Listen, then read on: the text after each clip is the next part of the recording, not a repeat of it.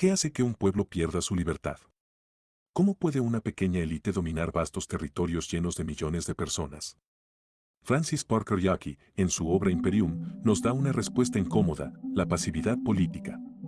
A través de ejemplos históricos como el dominio británico sobre la India, Yockey desnuda la fragilidad de los imperios y deja al descubierto una verdad inquietante. Una sociedad que no actúa políticamente se convierte en un blanco fácil para la colonización y el sometimiento.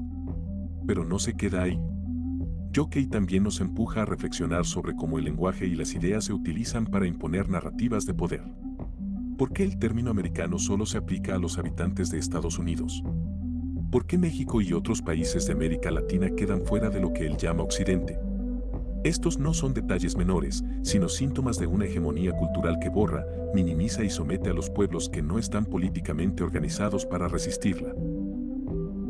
Escrito en un momento de crisis mundial, después de la Segunda Guerra Mundial, Imperium es más que un análisis histórico, es una advertencia. Yockey nos recuerda que la pasividad, el conformismo y la indiferencia son los verdaderos aliados de cualquier opresor. En la presente etapa de la civilización occidental, la motivación de la política está en la cultura, y ya no en el nacionalismo o la economía, como sucedió a menudo en el siglo XIX. La unidad espiritual de la civilización occidental y sus colonias es un hecho, y este hecho primordial es la fuente de la gran contienda política en este siglo. El imperialismo ilimitado de Occidente ha creado en los pueblos externos una voluntad igualmente fuerte de destruir el imperialismo occidental. La única manera de conseguirlo es mediante su propio imperialismo. Así la idea de imperio domina la forma de la lucha mundial de este siglo y del siguiente. Que uno esté al servicio o se oponga a ello no importa, ya que está forzado por su universalidad.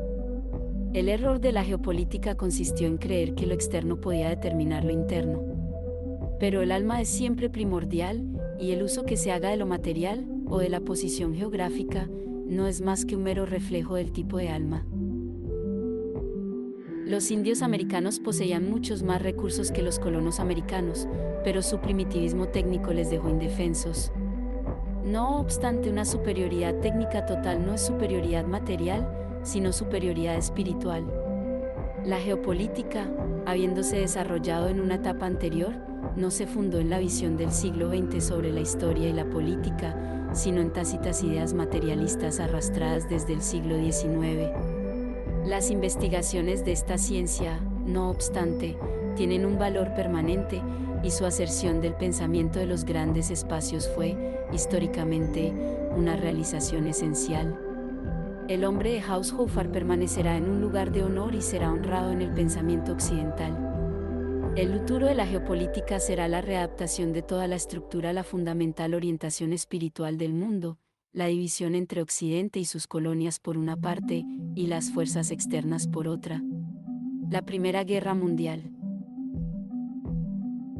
Después de la afortunada conclusión por Inglaterra de la Guerra Boer en 1901, y el aplastamiento occidental de la revuelta Boxer en China, el mundo entero, con la excepción de unas pocas y pequeñas zonas, se hallaba bajo el dominio directo de Occidente y sus colonias. En el lejano Oriente, solo Japón y Siam estaban excluidas; en el cercano Oriente, solo Turquía, Persia y Afganistán; en África, únicamente Abisinia y Liberia; en el otro hemisferio, solo Haití y México. No obstante, existía un control occidental indirecto sobre Turquía, México y Afganistán. En el Islam y en China, los occidentales gozaban de derechos de extraterritorialidad, dependiendo de sus propios tribunales y no de los tribunales locales. La actitud de los pueblos externos hacia los occidentales era respetuosa y deferente. En una palabra, todo el mundo era políticamente pasivo. Solo esta pasividad hizo posible la grotesca desproporción entre el número de hombres y el control de territorios. En la India, por ejemplo, Inglaterra mantenía su dominio sobre 350 millones de sujetos con una guarnición de menos de 100.000 soldados.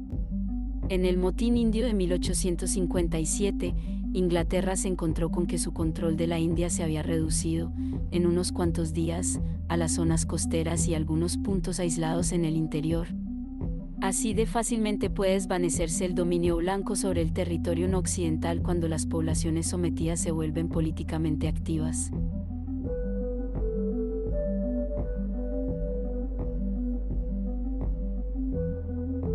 ¿Qué tan frágil es el dominio de un imperio? Jockey nos da la respuesta, depende de la voluntad política de los pueblos sometidos. Cuando una sociedad despierta y toma acción, las estructuras de control se derrumban como castillos de naipes.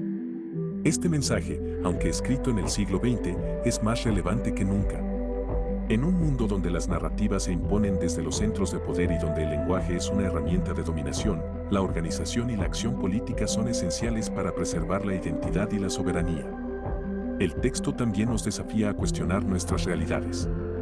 ¿Somos parte de Occidente o estamos al margen? ¿Qué papel jugamos como individuos y como sociedad frente a las narrativas globales que nos moldean? Si algo nos enseña Jockey, es que el poder de las grandes potencias no radica en su fuerza militar ni en sus tecnologías, sino en la capacidad de mantenernos divididos, desorganizados y políticamente pasivos. La historia lo ha demostrado, el cambio comienza cuando los pueblos dejan de ser espectadores y se convierten en protagonistas. ¿Estamos listos para tomar ese papel?